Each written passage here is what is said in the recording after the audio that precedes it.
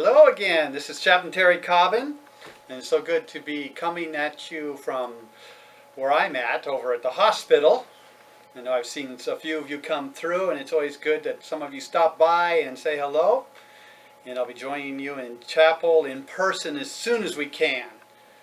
And I know this COVID-19 has kind of affected our lives, and we've been talking a lot about that in chapel and using scripture and encouraging ourselves to how we should react to it as Christians. To remember not to be anxious and not to be fearful.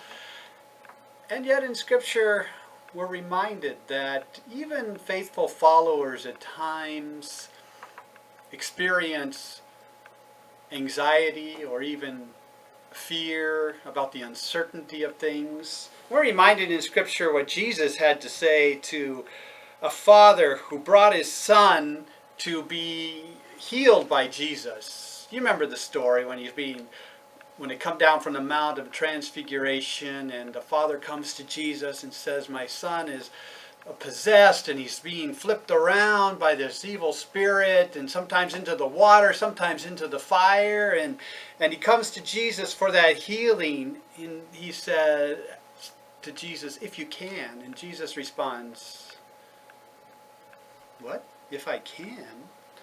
Don't you know everything is possible for one who believes?" And immediately the boy's father responds, "I believe, but help my unbelief." And I think many of us as Christians find ourselves maybe in that same situation as we go through this time of COVID and not sure what's happening next, where we're going to be next, when we can be there next. And I think the Scriptures do encourage us that even in those times of uncertainty, we should continue to look to God and know that He's there. And so it's not a negative, really, to at times be caught up in wondering about what tomorrow brings. Yes, we have the Scriptures from Matthew that say, "Don't be anxious about anything." Did you ever wonder why there's so many biblical references, so many scripture references about not worrying, about not being fearful, about not being anxious? It's because Jesus knew we would be. It's not surprising. None of this catches Jesus by surprise.